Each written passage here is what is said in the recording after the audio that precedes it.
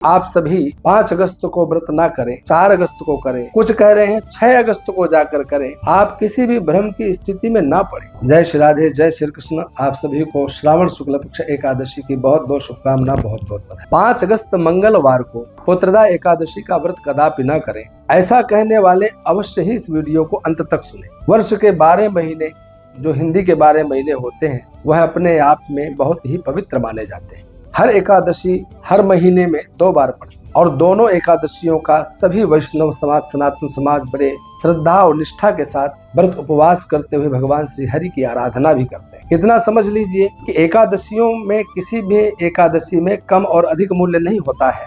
पवित्र महीनों में पड़ने के कारण कोई एकादशी बहुत महत्वपूर्ण बन जाती है। जैसे श्रावण की यह एकादशी, श्रावण माह की दोनों एकादशियां अपने आप में बहुत पवित्र और बहुत श्रेष्ठ मानी जाती है।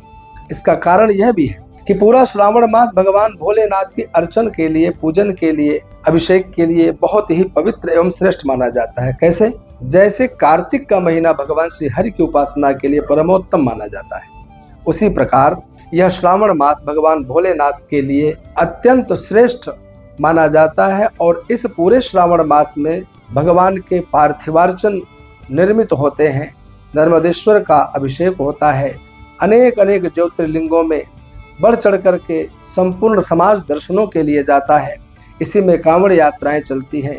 इसी महीने में भगवान भोलेनाथ की भक्ति से ओतप्रोत हर भक्त भगवान शिव के स्वरूप में लगा रहता है, उन्हीं का ध्यान करता है, उन्हीं का पूजन करता है। परंतु इसी श्रावण मास में जब यह 2 एकादशियां पड़ती हैं, श्रावण कृष्ण पक्ष की एकादशी और श्रावण शुक्ल पक्ष की एकादशी, तो इनमें हम भगवान श्री हरि की उपासना भी करते हैं।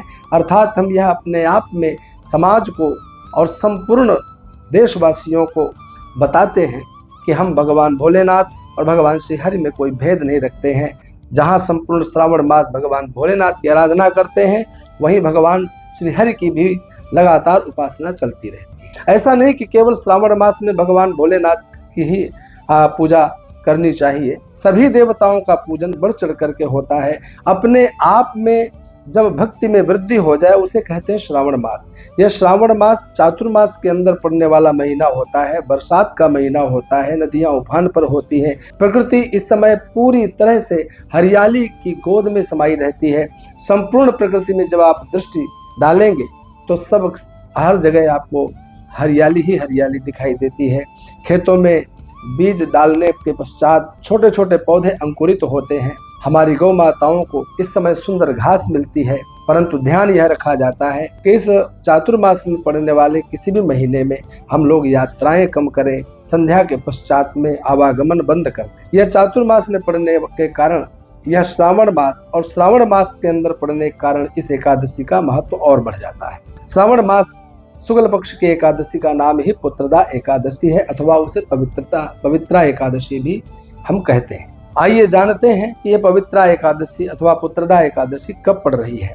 4 अगस्त सोमवार दोपहर 11:41 से एकादशी तिथि प्रारंभ होगी, जो कि 5 अगस्त मंगलवार दोपहर 1:12 तक एकादशी चलेगी। ध्यान रखना कि 5 अगस्त मंगलवार प्रातः सूर्योदय वेला से लेकर दोपहर 1:12 तक प्राप्त होने के कारण 5 अगस्त मंगलवार को ही हमें पुत्रदा एकादशी का व्रत करना है। 6 अगस्त बुधवार दोपहर 2:08 तक द्वादशी रहेगी, यानी कि प्रातः सूर्योदय बेला में 6 अगस्त बुधवार को 5:46 से लेकर सुबह के 9 बजे के मध्य हमें पारण का कार्य कर लेना है। पारणा एकादशी का जो हमने व्रत किया है उसका उपसंहार कब करना है? 6 अगस्त बुधवार प्रातः 5:46 से लेकर सुबह के 9 बजे के मध्य हम लोगों को एकादशी का पारण कर लेना है।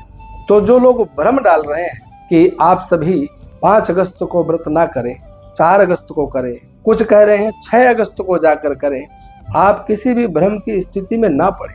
यह पुत्रदा एकादशी अथवा पवित्रा एकादशी अपने आप में अपने अर्थों को प्रकट कर रही है। इस एकादशी के व्रत करने से आपका जीवन पवित्र होगा, और जीवन पवित्र होगा तो आपकी मनसा वचसा कर्मणा, जिस निष्ठा से, जिस भावना से आपने इस व्रत उपवास को किया है वह अवश्य ही परिपूर्ण होगा। और दूसरा अर्थ है पुत्रदा, पुत्र देने वाली। यानी जो निसंतान है, जिनके कोई संतान नहीं है, उनके लिए यह एकादशी अपने आप में बहुत महत्वपूर्ण है।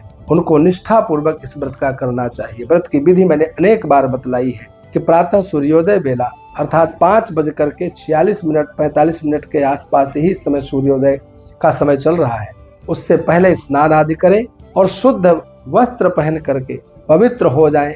आसन पर बैठ करके हाथ में जल ले करके मैं किस निमित्त इस व्रत को करने जा रहा हूं और व्रत परिपूर्ण करने तक मुझे सामर्थ्य प्रदान करने का संकल्प भगवान श्री हरि के चरणों में बैठ करके मांगे और उसके पश्चात व्रत प्रारंभ कर दें। एकादशी के दिन कम बोले, जो बोले अच्छा बोले, फलाहार इत्यादि करते हुए, दुग्धाहार करते हुए संपूर्ण उपवास को विधिवत करें और अगले दिन प्रातः सूर्योदय बेला में स्नान आदि करने के पश्चात आप भगवान श्री हरि की इसी प्रकार पूजा करते हुए थोड़ा सा लघु रूप में हवन करें, ब्राह्मण अथवा गौ माता को जिमावें और उसके पश्चात आप भी अन्न ग्रहण करें और एकादशी का व्रत परिपूर्ण करें। आप सभी को पवित्र अथवा पुत्रदा एकादशी के ढेरों शुभकामना, बहुत बहुत बधाई।